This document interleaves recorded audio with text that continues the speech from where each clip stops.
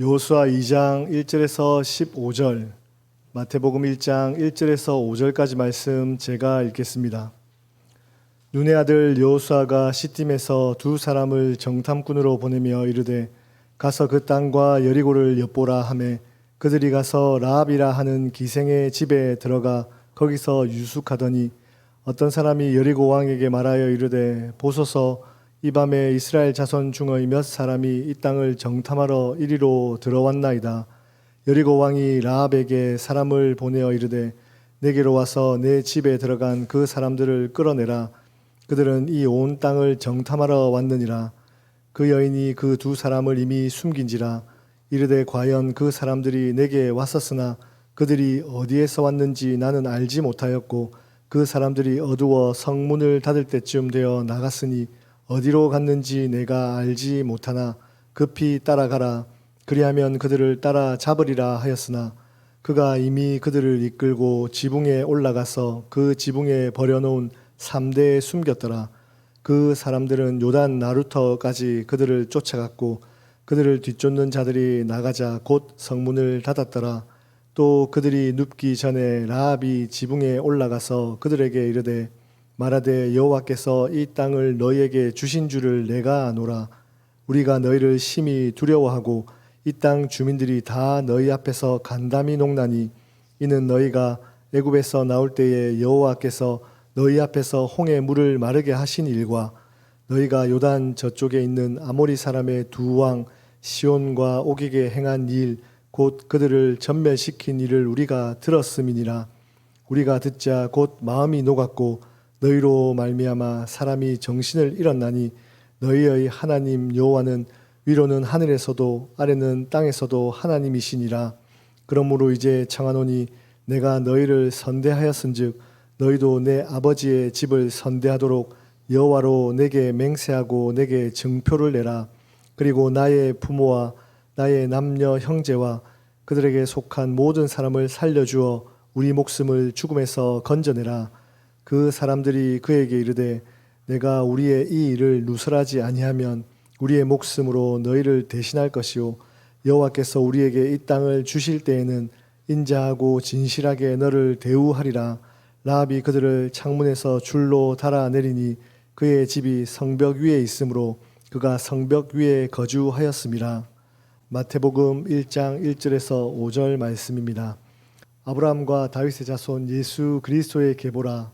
아브라함이 이삭을 낳고 이삭은 야곱을 낳고 야곱은 유다와 그의 형제들을 낳고 유다는 다말에게서 베레스와 세리를 낳고 베레스는 헤스론을 낳고 헤스론은 람을 낳고 람은 아미나답을 낳고 아미나답은 나손을 낳고 나손은 살몬을 낳고 살몬은 라합에게서 보아스를 낳고 보아스는 롯에게서 오벳을 낳고 오벳은 이세를 낳고. 아멘. 네, 선교사님 나오셔서 말씀 선포하시겠습니다. 모든 교회들이 어버이 주일로 보내는 그런 주일입니다. 우리 필리핀에서도 오늘은 모든 교회들이 어머니 주간으로 보냅니다. 그래서 메신저나 페이스북에 보면 제 계정에도 많이 그런 메시지가 올라왔습니다. 이렇게 인사를 합니다. 우리는 해피 머더스 데이 이렇게 인사합니다. 남편은 수준이 있으니까 오늘 인사할 때 우리 필리핀 스타일로 해피 머더스 데이 혹은 옆에 아빠가 있으면 해피 파더스 데이 이렇게 인사 한번 하겠습니다. 시작.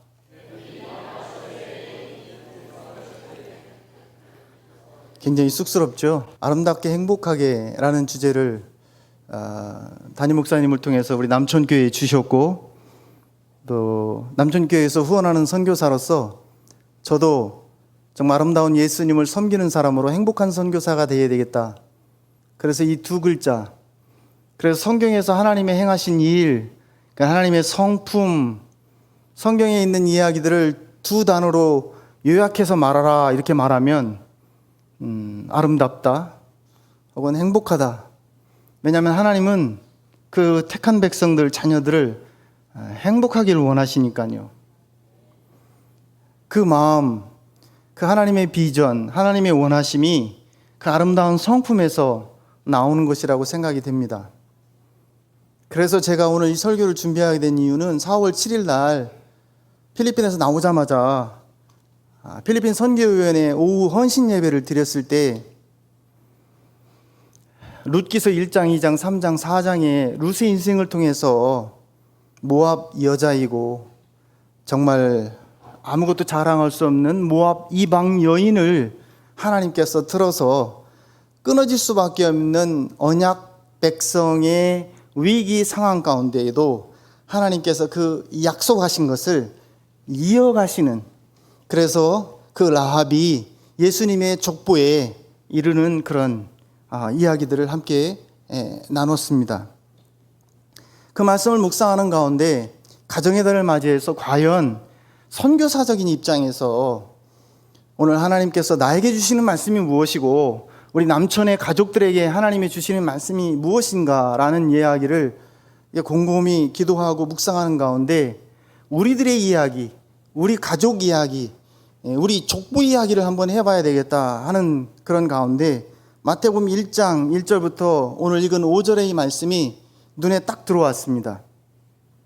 아까 말씀드린 것처럼 라합의 이야기 다음에 룻의 이야기가 나오고, 그렇죠? 룻의 이야기가 나오는데 우리가 잘 아는 것처럼 아까 마지막 절을 다 안 읽으셨는데 거기까지 읽어야 됩니다. 뭐냐면 살몬은 라합에게서 보아스를 낳고 보아스는 룻에게서 오벳을 낳고 오벳은 이새를 낳고 이새는 다윗 왕을 낳으니라까지 읽어야 됩니다. 즉 다윗 왕의 족보 이야기입니다. 1장 1절에 말한 것처럼 아브라함과 다윗의 자손 예수 그리스도의 계보이고 예수 그리스도의 족보입니다. 우린 예수님의 우리의 구주시고 우리는 하나님을 아버지라고 부릅니다. 그렇다면 우리는 국적을 초월해서 모두가 다 하나님의 가족입니다. 그래서 형제 자매들이라고 하죠. 인사할 때 그래서 항상 형제님, 자매님 이렇게 부르기도 합니다. 우리는 가족이라는 얘기입니다. 이게 족보 얘기예요. 우리 집안 얘기입니다. 왕의 족보의 이야기, 예수님 족보의 이야기. 그런데 마태복음 1장을 읽다가 항상 족보를 이야기하면 낳고 하니까 이게 도대체 나하고 무슨 상관이 있는가. 그래서 빨리빨리 낳고 해가지고 마태복음 1장을 후딱 이렇게 지나가고 싶은 게 우리의 모든 속성이잖아요. 그런데 다말, 그 다음에 라합, 그 다음에 룻, 그 다음에 우리의 아내 바세바, 이 여인들에게서 제 시선이 멈추었습니다. 특별히 오늘 라합에게서, 그리고 다말에게서. 새벽 예배 때 지금 다말 이야기, 요셉 이야기, 그 다음에 이어지는 창세기 이야기가 시작되고 있거든요. 그래서 이 다말과 라합에게서 눈이 멈췄어요. 즉 룻은 다윗의 증조모입니다. 외가 쪽의 증조모, 할머니라고 말할 수 있죠. 그럼 오늘 친가 쪽으로 한번 봐서 친가 쪽에 우리가 잘 아는 것처럼 보아스, 룻기를 공부할 때 제가 보아스 너무 멋있는 거예요. 왜냐하면 이 이방 여인을 자기 가슴으로 품고 그리고 자기 부인으로 받아들이는 이 나이 많이 드신 재산이 많은 이 아저씨. 근데 성격도 너무 좋은 거예요. 이 보아스 같은 남자, 너무 멋있는 이 남자. 엄마가 누굴까 생각해 봤더니요, 그 엄마가 기생 라합입니다. 친가 쪽에 고조 할머니, 다윗의 고조 할머니가 라합입니다. 우리가 흔히 족보 얘기를 하면 저도 전씨인데 그래도 이래봬도 저도 담양전씨가 족보가 있습니다. 무슨 몇 대손 족보를 제가 몇 권 집에 있는 걸 봤습니다.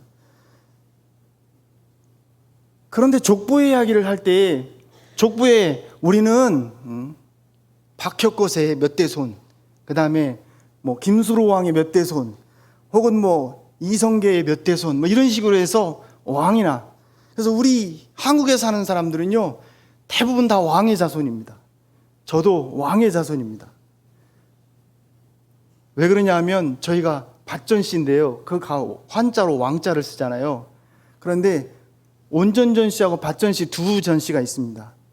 온전전씨는 저 청와대 전씨고요, 저 밭전씨는 저 청양 산골 칠갑산의 흙에 살리라, 흙을 일구는 그냥 평범한 밭전씨. 근데 왕자에다가 양쪽에 문을 닫은 게 밭전이고 왕자에다가 지붕을 씌운 게 온전전씨입니다. 이게 원래 왕건의 후손인데 핍박을 받아서 살아남기 위해서 조선시대에 지붕을 씌우고 옆에를 막아서 온전전시와 발전시가 되었대요. 사실인지 모르겠어요. 이렇게 따지면 진짜 왕의 족보가 아닌 사람이 어디 있겠습니까? 근데 우리 인간의 육신의 족보 이야기를 하려는 게 아니라 오늘 이 이야기는 바로 우리가 믿는 예수님의 족보 이야기를 하려고 합니다. 좋은 이야기도 아닌데 왜 이렇게 허물이 많은 이방 여자들, 즉 다말, 라합, 룻, 우리아의 아내 햇사람, 밧세바, 이름도 아니고 밧세바 나오지도 않고 우리아의 아내라고만 이렇게 나오는 솔로몬의 엄마 이야기, 왜 이런 족보 이야기를 마태복음의 첫 장의 첫머리에 기록을 당당하게 했을까? 라는 부분에 주목하게 됐습니다. 오늘 그 이야기를 하려고 합니다. 제가 부산을 이제 3일 있으면 떠나면서 눈 감고 고요히 생각해 봤습니다.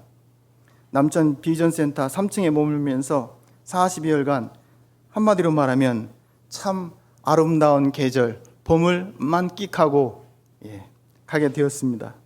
눈을 감으니까 아침마다 새벽 예배 때 요렇게 고정 좌석에 앉는 분들의 그 얼굴들이 몇몇이, 지금 화장을 해서 잘 분간은 잘 안 갑니다만 다 기억을 할 수 있을 것 같아요. 그 기억이 제 가슴에 이렇게 남습니다.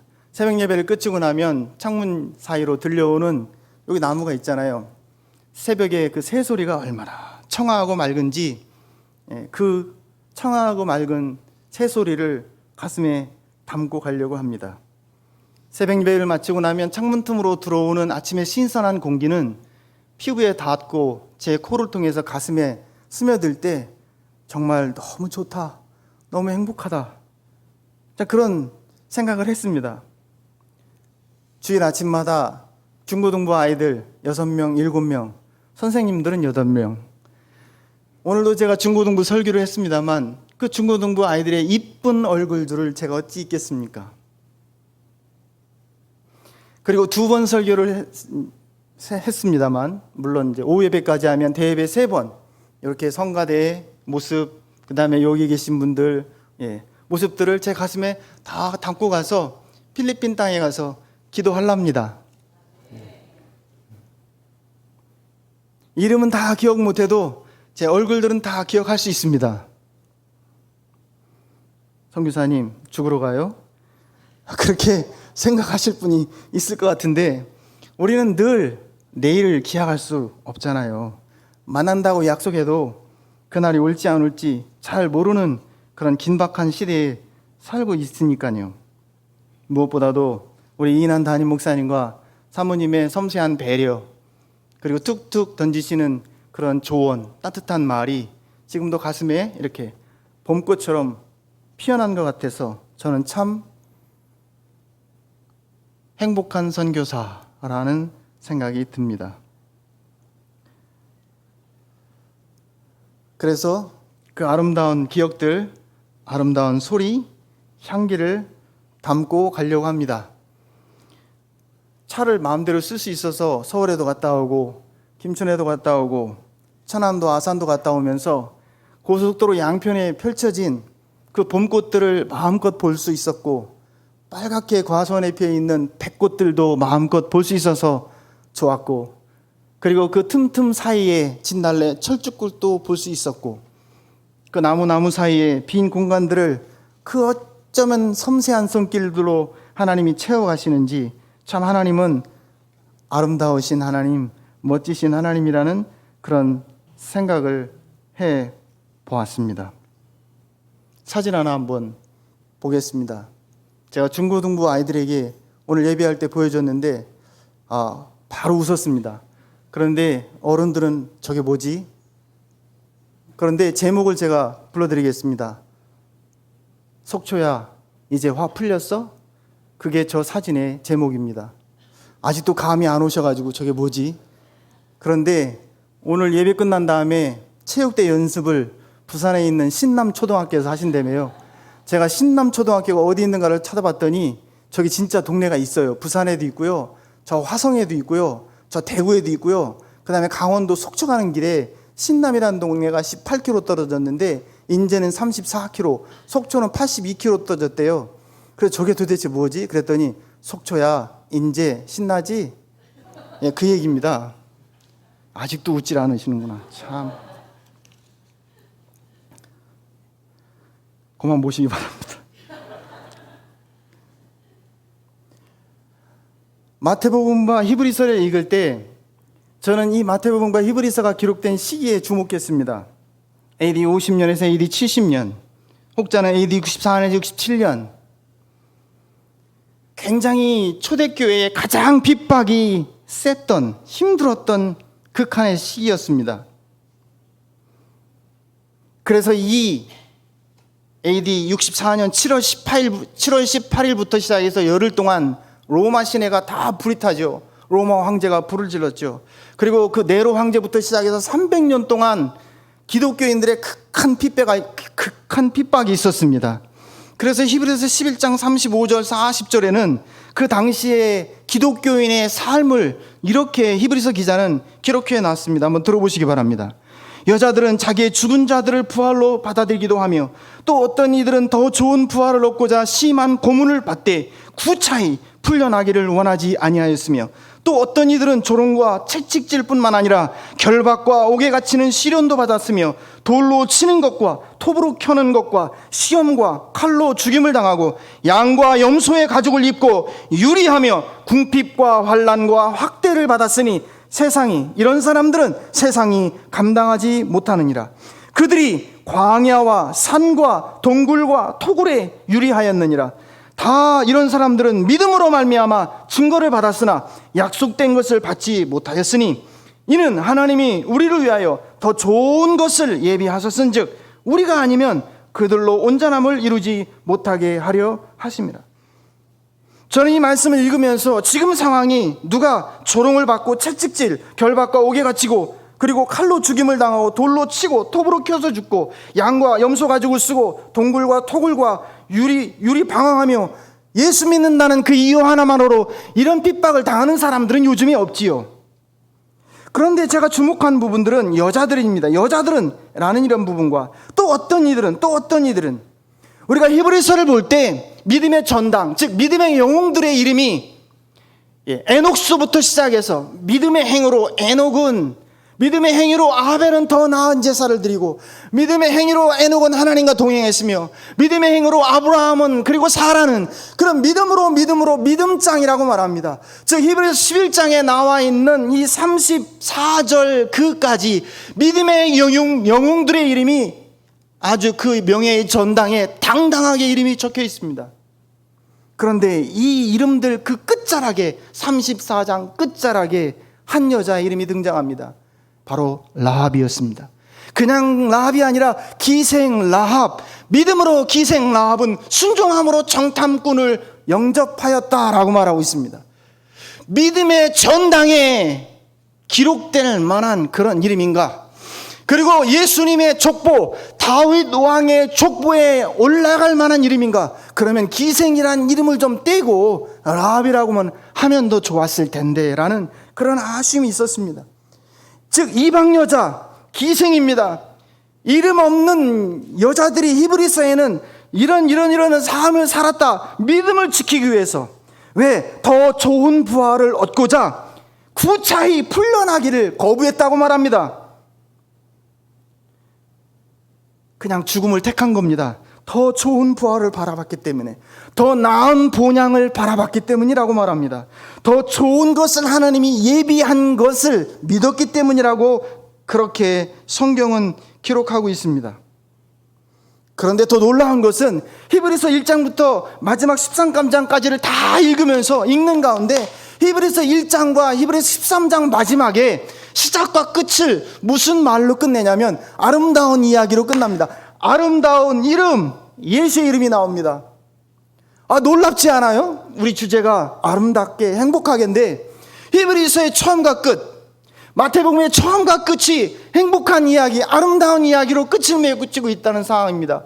근데 마태복음에 기록될 당시 마태복음을 받고 있는 그 수신자들의 상황, 히브리서를 기록한 히브리서 저자의 상황, 히브리서의 편지를 받고 있는 그 당시의 기독교인들의 상황은 절대 아름답지 않은, 절대 행복할 수 없는 그런 조건을 갖지 않은 사람들의 이야기입니다.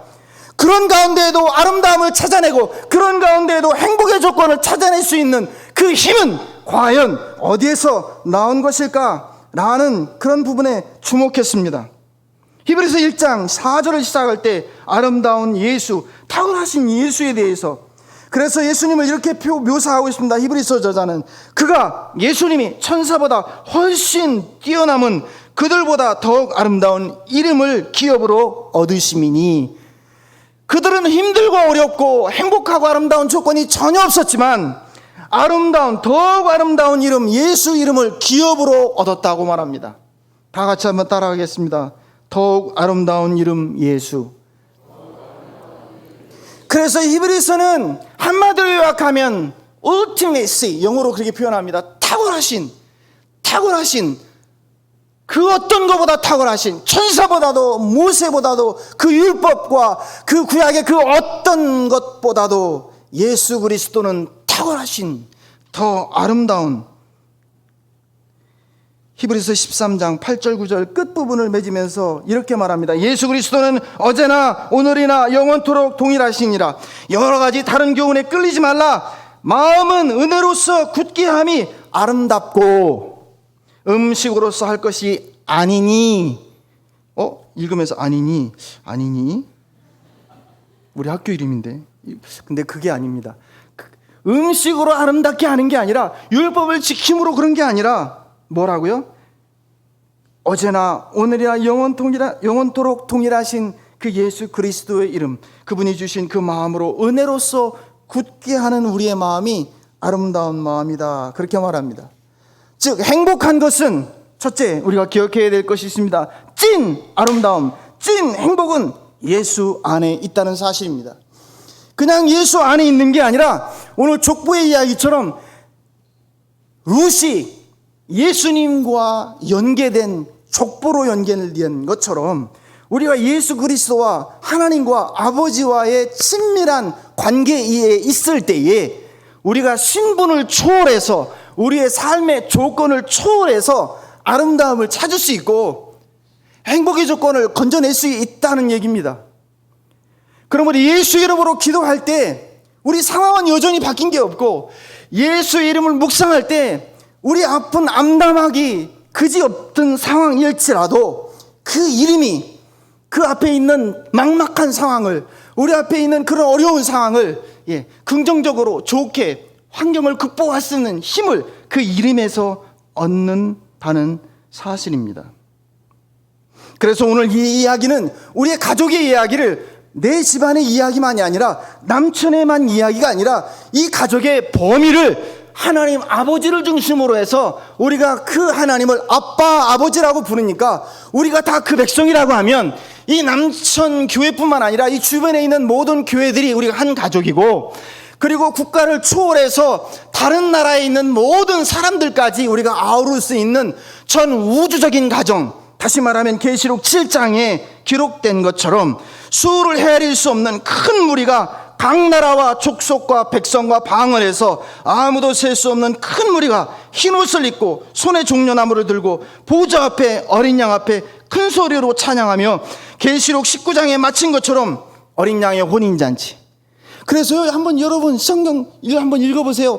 성경 창세기를 읽으면요, 하나님께서 아담 혼자 있는 것이 좋지 않아서 돕는 배필로 너무나 예쁜 하와를 배필로 맞게 하시고, 하나님이 직접 주례를 쓰시고 모든 사슴부터 시작해서 동물들이, 악어들이 다 하객도로 모이고 그 동산의 생명나무 실과와 선악을 알게 하는 실나무, 그 아름다운 강 주변에서, 네 강이 흐르는 곳에서 하나님이 직접 아담과 하와를 주례를 쓰시는 결혼으로 시작하고, 계시록, 성경이 끝나는 마지막 계시록에도 보면 19장 20장에 끝나는 게 어린 양의 혼인잔치로 끝납니다.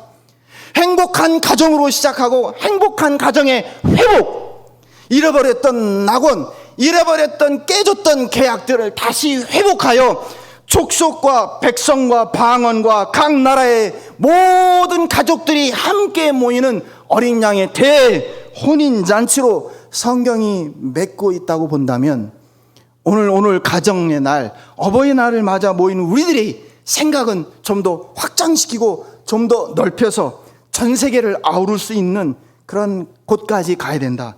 즉 1장 3절 마태복음에 나와 있는 것처럼 다말, 그 다음에 라합, 룻, 우리아의 안에 많이 허물이 있고 문제가 있는 여자들이라고 말할 수가 있겠죠. 우리가 한번 생각해 봐야 되는 것은 아브라함부터 다윗까지 14대요, 다윗부터 바벨론 포로까지 14대요, 바벨론부터 그리스도 예수까지 14대요 하는 이것이 요약해서 몇 대까지 구체적으로 이 이야기를 하는 것은 400년의 침묵의 기간 동안 이스라엘 백성들은 그리스에게 점령당하고 로마에게 점령당하여 많은 사람들이, 바벨론 포로에서 돌아오는 사람들이 궁금증 3가지 있었잖아요. 정말 하나님의 택한 백성, 하나님의 백성인 우리 이스라엘을 하나님은 정말 생각하시는가? 돌보시고 계시는가? 첫 번째였습니다. 두 번째, 하나님이 아브라함에게 약속하셨던 너를 통해 열방의 복을 받을 것이며 너의 자손이 하늘의 별처럼 바다의 모래같이 많을 것이라 라고 약속하셨던 그 약속, 야곱에게 약속하셨고, 그리고 야곱에게 약속하셨고 그 모세에게 약속하셨던 그 모든 언약들이 과연 아직도 유효한가? 그리고 마지막으로 하나님은 정말 지금도 살아계신가? 그렇다면 왜 우리는 포로로 잡혀가야 되고, 왜 하나님은 400년 동안 메시아가 오신다 하면서 아무 말씀 안 하시고 침묵하고 계신가? 그에 대한 첫 번째 대답이 족보 이야기입니다. 왜 이 족보 얘기하라 할까요? 예수님은 픽션, 소설이 아니라 실제 인물이라는 얘기죠. 우리가 사도신경 고백하는 것도 거기에 본디오 빌라도에게 고난을 받으사라는 얘기가, 예수님이 본디오 빌라도에게만 고난 받았나요? 바리새인과 대제사장과 그 사람들에게 고난받은 거, 유대인들에게 배신당한 거, 제자들에게 배신당한 거 하면 고난받은 사람 이름 다 적어야 되죠. 왜 한 사람만 본디오 빌라도? 본디오 빌라도는 실제로 로마 역사에, 유대 역사에 실제 나오는 이름입니다. 그 얘기는 뭐냐면 예수님은 실제 역사에 존재하셨고 이 땅에 오셨고 십자가에 죽으셨고 우리 죄를 위해서 부활 승천하신 분이다 라는 실제적인 사실이다. 우리를 잊지 않았다. 하나님은 지금도 살아계신다. 여전히 역사하신 하나님이다. 이것을 강조하기 위한 것입니다. 오늘 이 말씀에 좀 더 가까이 들어가서 오늘 라합의 이야기, 본문 여호수아 2장 9절부터 11절의 이야기를 하고 오늘 말씀을 정리해 볼까 합니다. 좀 생소한 말씀이고 좀 왕의 족보라 하면, 예수님의 족보라 하면 좀 거부감이 될 수도 있는 기생 라합입니다. 2장 9절 11절 우리가 읽었죠. 그 말씀에 보면 이렇게 기록되어 있습니다. 다시 읽겠습니다. 라합이 지붕에 올라가서 지붕에 벌려놓은 3대 숲에 숨어있는 정탐꾼에게 누가 말합니까? 라합이 이렇게 말합니다. 여호와께서 이 땅을 너희에게 주신 줄을 내가 아노라. 우리가 너희를 심히 두려워하고 이 땅 주민들이 다 너희 앞에 간담이 녹나니 이는 너희가 애굽에서 나올 때에 여호와께서 너희 앞에서 홍해 물을 마르게 하신 일과 너희가 요단 저쪽에서 있는 아모리 사람 두로 왕 시혼과 옥에게 행한 일, 곧 그들을 전멸시킨 일을 우리가 들었습니다. 우리가 듣자 곧 마음이 녹았고 너희로 말미암아 사람이 정신이 일어나니 너희의 하나님 여호와는 위로는 하늘에서도 아래로는 땅에서도 하나님이시라. 놀랍지 않습니까? 기생 라합만 이 이야기를 들었나요? 이스라엘 백성들은요, 200만이 넘는 사람들이 그 홍해를 직접 건넜어요. 자기들 발로. 그리고 40년 동안 하나님께서 만나를 메추라기로 먹이시고 반석을 깨뜨려서 물을 마시게 하고 대적들을 물리치시고 발이 헤어지지 않도록, 신발과 옷들을 헤어지지 않도록 하나님이 공급하시는 것을 그들이 직접 체험했습니다. 그런데 그 백성들, 출애굽한 1세대들은 광야에서 다 죽었습니다. 왜 그랬을까요? 직접 체험했는데, 하나님을 경험했는데, 불기둥과 구름기둥으로 인도하신 하나님을 경험했음에도 불구하고 그들은 하나님 앞에 원망했습니다. 불평했습니다. 애굽으로 돌아가기를 원했습니다. 거기에서 양파를 먹고 마늘을 먹고 부추를 먹었던 것이 그립다. 그때는 거기에서 고기가마에 옆에 앉아서 그렇게 배를 두드리며 먹었는데 왜 하나님 우리를 이 들판에 불러내서 우리로 하여금 죽게 하는가? 그들은 거기에서 다 죽었습니다. 그런데 여기 한번 보십시오. 가나안 사람입니다. 아모리 족속입니다. 하나님의 말씀에 의하면 이 아모리 족속은 가나안 70족속과 함께 완전히 진멸되어야 할 심판의 대상, 당시 그 가나안의 풍요의 신이라고 하는 바알과 아세라, 아스타롯 신을 섬기는 이 사람들은 다 척결 대상, 심판의 대상이었습니다. 그 중에서도 이 여자는 기생이었습니다. 다시 말하면 장녀라는 얘기입니다. 그런데 이 여자는 이렇게 고백합니다. 하나님께서 당신들이 광야를 지나오는 여정, 출애굽하는 여정, 그랬죠. 그 기생집에 들어오는 많은 사람들이 소문을 얘기를 했겠죠. 라합만 들었을까요? 그가 말했죠. 우리가 들었습니다. 우리가 듣자 곧 마음이 들었다. 그렇죠. 우리라는 얘기 뭡니까? 여리고성에 사는, 그리고 가나안 땅에 있는 사람들이 그 얘기를 다 들었어요. 그런데 다 들었고 다 경험했는데 유일하게 기생 라합만 그거를 사실로 믿었고, 너희 하나님 여호와는 삼천하지의 하나님, 위로는 하늘로부터 아래로는 땅으로부터 유일하신 하나님을 내가 믿노라. 놀랍지 않습니까? 기생의 라합의 삶이 변화되었습니다. 정탐하러 온 사람들을 영접했고 살아 돌아갈 수 있도록 해줬습니다. 저는 이 부분에 주목했습니다. 왜냐하면 여리고성의 위로부터 아래로 붉은 줄이 메어졌습니다. 그 줄을 타고 정탐꾼 2명은 탈출시켜서 도망가도록 했습니다. 줄이 위에서부터 내려온 것과 그리고 그 줄이 내려온 여리고성을 향해서 길갈, 시딤에서부터 길갈을 지나 여리고 평지까지 요단강을 건너면서 흔히 젊은이들이 말하는 도장 깨기, 우리 어르신들은 무슨 얘기인지 모르겠어요.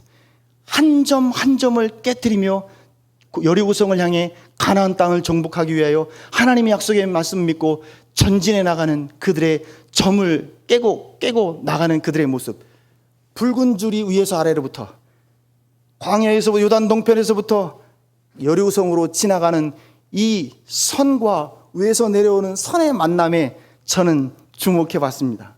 오늘 말씀을 다른 건 다 잊어도 이 붉은 줄이 위에서부터 아래로 내려와 있는 이 붉은 줄과 여리고 백성들이 언약궤를 앞세워 요단을 건너고, 요단을 건넌 다음에 그들이 하는 일들, 어떤 일들이었습니까?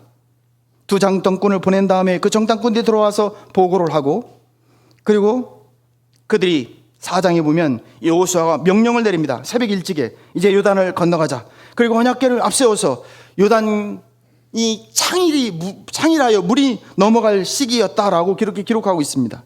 그 길갈에서, 그래서 그 사람들이 홍해를 건너고 홍해가 아니죠. 요단을 건너고 난 다음에 그 요단 가운데 들어가서 각 지파대로 돌 하나씩을 가져오라. 그래서 12돌을 길갈의 뜻은 애굽의 수치를 떠나게 했었다라는 그 뜻입니다. 그 동네 이름이. 그래서 길갈이라고 붙였습니다. 거기에다가 12돌을 세워놨습니다. 물어봅니다. 왜 이 돌을 세우냐? 여호수아가 말합니다. 후일에 너희 자손들이 묻거든 그들에게 하나님이 요단을 건너게 하셔서 이 약속의 땅에 하나님의 전적인 은혜로 들어오게 하셨다라는 것을 너희 자손 대대로 교육용으로 위하여 이거를 세워놓는 거다라고 말을 하죠. 두 번째 무슨 일이 있었습니까? 4만 명의 군사가 있었다고 그랬습니다. 여호수아 4장 13절에 보면 병사들이 이 4만 명의 이스라엘 백성들이요, 무기를 정비한 게 아닙니다. 신무기를 예를 들어서 다른 나라 애굽이나 거기에서 들여온 게 아니었습니다. 무기라고 해봤자 변변한 게 없었죠. 나팔, 그 다음에 언약궤, 그 다음에 이렇게 쏘고 치는 거, 이 정도의 악기예요. 여리고성에서 밑에를 보면 저 사람들 저거 미쳤네, 아마 이렇게 생각할 수도 있을 만한 그러한 오합지졸이에요. 그런데 4만 명이 그 여리고 평지에서 한 일이 무엇이냐면, 남자들이 부싯돌, 지금처럼 칼이 예리한 게 없었으니까 돌멩이를 깎아서 부싯돌을 만들어서 남자 4만 명이 할례를 다 행하도록 합니다. 할례가 뭔지는 다 아시죠? 시간이 없으니까 설명을 하지 않겠습니다. 할례를 행하면 최소 일주일 동안은 남자들이 거동을 못합니다. 그러니 이 4만 명이 여리고성 앞에서 다 둘러넣어가지고 그거 회복될 때까지 기다리고 있는 걸 한번 상상해 보시기 바랍니다. 이 사람들이 도대체 싸우려고 하는 사람들인지 어디서 온 사람들인지 아마 모를 그런 상황이 펼쳐지고 있는 거예요. 세 번째, 여호수아 5장 10절에 보면 여리고 평지에서 이 사람들은 유월절을 지키고 유월절 음식을 먹습니다. 뭔가 이상하지 않습니까? 그런데 그 땅의 소산물을 먹은 그 다음날 성경은 만나가 그쳤다라고 성경은 기록하고 있습니다. 마지막 네 번째 주목해야 될 사실이 이겁니다. 여호와의 군대 장관이 큰 칼을 들고 여호수아 앞에 서 있습니다. 물어봤죠. 당신 누구십니까? 우리 적입니까? 우리 편입니까? 그때 하나님의 군대 대장이 말합니다. 나는 하나님의 군대 대장이다. 큰 칼을 들고 앞에 서 있습니다. 여러분 생각해 보십시오. 4만 명은 다 드러누워 있습니다. 유월절 지키고 있죠. 무기는 하나도 없고 나팔, 꽹가리만 들고 있습니다. 그런데 누가 싸우십니까? 하나님의 군대 대장이 큰 칼을 들고 그들 앞에 서 있다는 사실입니다. 그래서 그런지 6장 1절 여호수아는 이렇게 1절을 기록하고 있습니다. 여리고성 출입문이 굳게 닫혔고 출입하는 자가 없더라. 적막합니다. 폭풍 전야와 같이 전쟁이 곧 벌어지는 이런 상황 가운데 잠잠한 가운데 우리가 주목해야 될 부분, 바로 붉은 줄입니다. 그 붉은 줄은 누구의 신앙 고백입니까? 라합, 기생 라합의 신앙 고백입니다. 저는 두 번째 찐 행복, 찐 아름다움은 어디에서 오는가? 그것은 자신의 한계점을 깨트려야 됩니다. 민족적인 경계선을 넘어야 됩니다. 따라합시다. 라합, 선을 넘은 여자. 선을 넘었습니다. 진짜 아름다움, 진짜 행복한 것은요, 여러분의 일상의 안전지대에서 선을 넘어야 볼 수 있는 아름다움이 많습니다. 저는 여러분들에게 이렇게 도전하고 싶습니다. 하나님의 언약은 끊이지 않고 지금도 계속 이어지고 있습니다. 오죽했으면 기생 아모리 족속 이방 여인 라합을 통해서도 하나님이 이렇게 하나님의 약속을 이어갈 가실까요?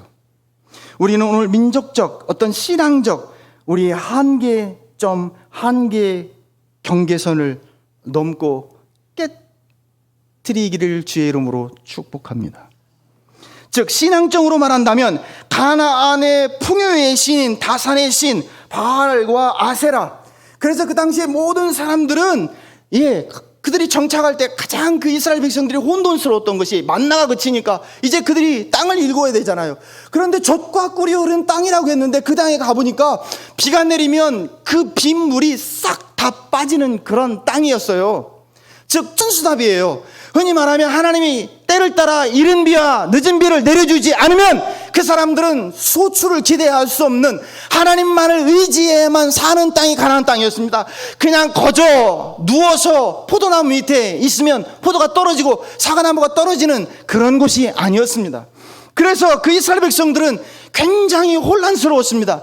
왜냐하면 가나안 칠족속들은 그들의 포도나무 송이가 두 사람이 나무를 끼워서 이게 모세가 보낸 정탐꾼들이 그렇게 메고 왔잖아요.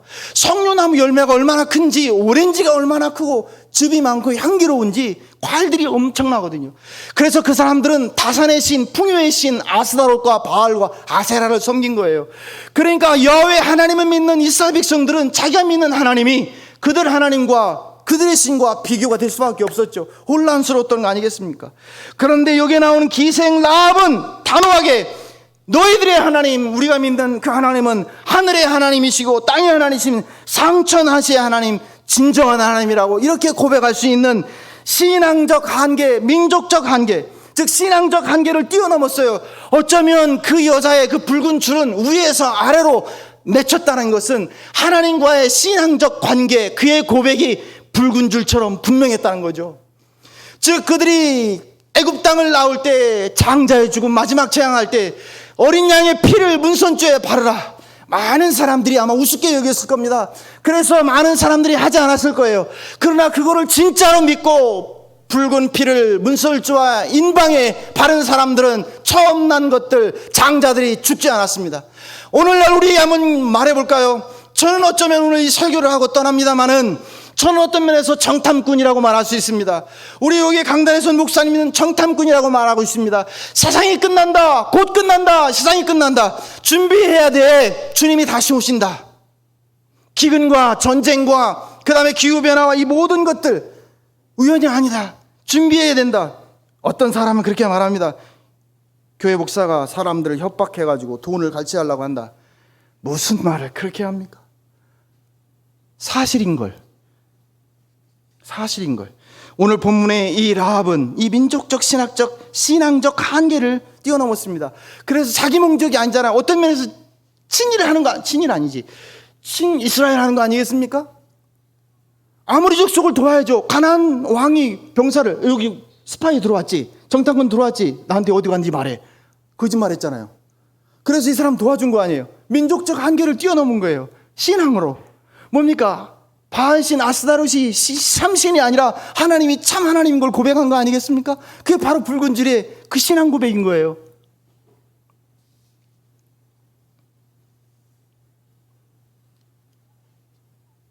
요즘에 전통적인 엄마, 아빠, 그리고 자녀들이 있는 가정들은 다 지금은 기대할 수 없는 그런 상황 속에 우리는 살고 있습니다. 그래서 우리가 살고 있는 2024년 가정의 모습은 기존의 전통적 가정의 틀을 완전히 깼다고 해도 과언이 아닙니다. 그래서 요즘에는요, 나 혼자 산다, 굉장히 인기가 많습니다.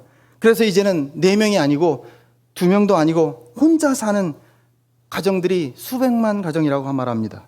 그런데 또 하나는, 다른 형태의 가정들은 은둔형 외톨이족들이 많다고 합니다. 흔히 말하는 일본에서 유래된 히코모리족이라고 말합니다. 캥거루족도 많죠. 요즘에는 남자와 남자가 결혼하는 새로운 스타일의 가정도 있습니다. 여자가 여자랑 결혼하는 그런 가정도 있습니다.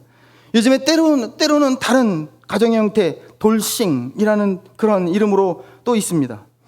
그리고 가족 구성원도 예전과 다르게 사람들만 있다가 요즘에는 가족 구성이 반려견, 반려묘 이래가지고요, 이제는 아들, 사람만 있는 게 아니라 동물들도 가족이 되었습니다.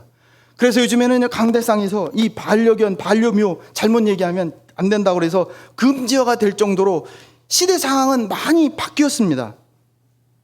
그래서 요즘에는요, 고령화 사회가 문제라고 하는데 반려견, 반려묘도요 고령화가 돼가지고요, 당뇨병부터 시작해서요, 고혈압. 그래서 한번 병원에 데려가면요, 반려묘, 반려견 병원비 수술하는데 혈당을 낮추고 혈압을 정상으로 하고, 그 다음에 고령화가 돼서 이제 화장하기 전에 치료를 해줘야 되니까, 가족이잖아요. 그래서 병원비가 최소 수백만 원도 든다고 합니다.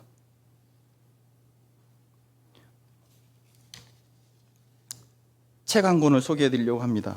저도 다 읽은 책은 아니지만 이 책은 하버드 대학에서 1938년 2차 대전 시작되기 전부터 시작해서 샘플링으로 하버드 대학에 있는 사람들과 그 다음에 보스턴 지역의 할렘가에 있는 철민들을 샘플로 한 700에서 한 800명 대상으로 1938년부터 85년간 그 사람들을 추적해서 연구한, 그래서 행복의 조건이 무엇인가라는 세상에서 가장 긴 행복 탐구서라는 그런 보고서, 논문을 한국 번역으로, 그래서 뉴욕 타임스와 그 다음에 아마존에서 베스트셀러로 팔릴 정도로 그렇게 인기가 있었던 책이라고 합니다.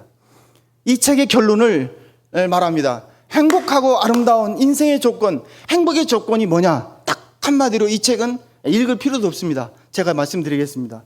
한마디로 말합니다. 행복의 조건은 뭐냐? 다 같이 따라하겠습니다. 좋은 관계. 이게 이 책의 결론입니다. 85년, 그리고 하버드 대학은 아직도 저걸 계속 연구하고 있답니다. 행복의 조건. 행복의 조건이 뭐라고요? 좋은 관계. 오늘의 말씀처럼 하나님과의 붉은 줄이 위에서부터 아래로 맺힌 것처럼 하나님과의 관계가 친밀하고 좋은 관계, 즉 아버지와 자식의 관계, 그리고 아버지와 가족된 그 관계, 즉 민족적 한계, 필리핀 사람도 베트남 사람도 아프리카 사람도 다 예수 안에서 우리가 한 가족이라는 거. 그리고 여러분이 생각했던 그런 선입견, 편견을 좀 깨트리고 다 같이 한번 따라하겠습니다. 점을 빼고 선을 넘자.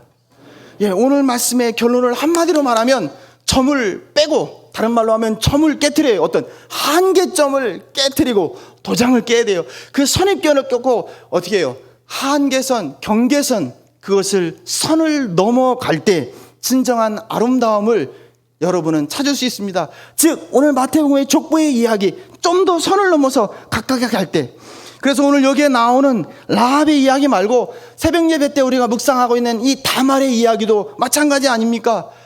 여러분 잘 아시다시피 결혼해서 38장에 보면 유다가 형제들로 싸웠죠. 누구 때문에요? 요셉 때문에. 요셉을 노예로 팔았으니까. 그래서 형제들과 다툼이 있어서 38장에 보면 유다는 형제들부터 떠나서 아둘람 사람 히라와 가까이 지내면서 결혼했어요. 그래서 자식을 낳았는데 엘 낳고 오난 낳고 셀라를 낳았어요. 그래서 이 세 아들을 낳았는데 세 아들의 첫째 아들에게 부인을 점지해서 결혼했어요. 그게 누구냐? 첫째 부인이 다말입니다. 그런데 뭡니까? 형사 취수제라는 게 있습니다. 계대 결혼법이라는 게 있습니다. 즉 옛날 고대 시대에는 형수가 즉 형님과 함께 결혼해서 살다가 형이 세상을 떠나면 그 형수를 동생이 대신 취해서 그 대가 끊어지지 않도록 그 가족을 이어가는 제도가 있었습니다. 그게 바로 이스라엘에 나오는 구약의 그런 하나의 제도입니다. 룻이 그랬잖아요. 다말이 그랬습니다. 그래서 여러분 잘 아시다시피 엘이 첫째 아들 유다의 첫째 아들이 죽었어요. 그런데 둘째 아들 오난이 그 형수를 취해서 다말을 취해서 결혼 생활을 했어요. 그런데 자기도 죽을까 봐. 왜? 다말이잖아 이름이. 다말이 이름이 왜요? 기센 여자예요. 다말. 다 말아먹을 것 같아. 그래가지고 이 여자한테 안 될 것 같아가지고 이 두 번째 아들 오난은 부부관계를 할 때에 주일 예배 때 이런 얘기 하기 그렇지만은 애를 갖지 않은 거예요. 하나님이 이거 보시기 때 악으로 여겼다 그랬어요. 그래서 오난도 죽었어요. 셋째 아들 유다가 셋째 아들에게 이 형수 다말을 해줘야 되잖아요. 그런데 이 유다가 생각하기에 이 다말 우리 집안 다 말아먹을 것 같아. 그래가지고 안 줬어요. 그래서 친정으로 보내버렸어요. 그랬더니 다말이 장깨를 부렸어요. 상복을 벗고 창녀의 옷을 갈아입고 베일을 얼굴 가려서 자기 시아버지가 양털 깎는 그 시기가 있거든요. 축제 때 올라오는 걸 보고 그 길 옆에 앉아서 창녀처럼 그래서 쉬었다 가세요. 쉬었다 가세요. 그렇게 한 거예요. 무슨 얘기냐고요? 하여튼 그래서 딜을 합니다. 얼마면 돼? 양 한 마리, 양 두 마리 안 돼. 당신이 있는 거. 그래서 딜을 합니다. 그리고 시아버지와 동침을 합니다. 세상에. 제가 이거 보면서 한마디로 이 집안 한마디로 내가 결론을 내렸습니다. 야, 콩가루. 그런데 우리가 여기서 주목해야 될 부분이 있습니다. 시간이 다 돼서. 왜 하나님은 이렇게 콩가루? 정말 우리가 생각할 때는 도저히 왕의 족보에 이름을 올릴 수 없는 다말, 이름이 올릴 수 없는 우리아의 아내 바세바, 그리고 라합, 이런 여자들이 족보에 올랐을까? 주목해야 될 것은 딱 한 가지입니다. 언약 백성, 하나님의 언약 백성이 끊어질 위기에 있을 때 이 다말은 자기 목숨을 걸은 겁니다. 시아버지를 통해서라도 그 유다의 족속, 유다의 자손을 통해서 다윗이 왔고 다윗의 자손을 통해서 예수 그리스도가 왔잖아요. 그래서 이 여인은 그 믿음으로 그 시아버지와 함께 동침함을 통해서 그 유다의 자손의 대를 이은 겁니다. 그래서 그 시아버지와 자고 나서 두 쌍둥이를 낳게 됩니다. 그게 바로 누구라고요? 다윗 왕의 족보에 나오는 사람들입니다. 오늘의 말씀의 결론입니다. 성경은 이렇게 말합니다. 일의 결국을 다 들었으니 여호와 하나님을 두려워하고 경외하는 것이 인간의 본분이며 지식의 근본이라고 말합니다. 수요예배 때도 제가 말씀을 드렸습니다. 우리가 이 어려운 힘든 시기에 살아가는 우리들이 바울이 우리에게 그리고 디모데에게 했던 말, 성령이 우리 안에 거하시고 우리에게 말한 그 아름다운 것을 지키라고 말합니다. 그 아름다운 것이 뭘까요? 바울이 목숨 걸고 지키려고 했던 것, 바로 그것은 주께 받은 사명. 이 열방들이 누가요? 여기에 나오는 다말 같은 사람들, 라합 같은, 룻 같은 우리 안에 바세발지라도 정말 평범하다 못해 인생의 바닥, 아니 인생의 바닥이다 못해 인생의 지하에 처박혀 이름도 기억할 수 없는 존재 같았던 가나안의 이방 여인들을 통해서 하나님은 언약을 이어가시려고 한다는 것을 이 다윗의 족보를 통해서 그리고 예수 그리스도의 족보를 통해서 우리에게 전해주고 있는 사실입니다. 지금 우리의 상황이 어쩌면 이렇게 바닥보다도 그 지하에 처박혀 있는 것 같이 어려운 삶을 하루하루 연명하듯 살아가고 있는 것은 아닌지. 그래서 어쩌면 이 행복하고 아름답게라는 단어가 나에게는 굉장히 사치같이 들릴 수도 있겠지만, 우리가 예수 그리스도 안에 있다면, 예수 그리스도를 나의 구주로 영접하고 있다면, 하나님을 아버지로 부르고 있다면, 그리고 그 성령께서 우리 안에 거하신 분이 우리에게 그 아름다운 것을 지키라고 했다면, 오늘 우리는 그 믿음을 지켜야 할 줄로 믿습니다. 그 사랑을 지켜 나가야 할 줄로 믿습니다. 주께서 열방과 그 모든 민족, 그 모든 사람들이 다 우리 가족이라는 이 사실, 이 아름다운 가치를 지키기 위해서 우리가 부단히 기도하고 힘써야 될 줄로 믿습니다. 기도하겠습니다.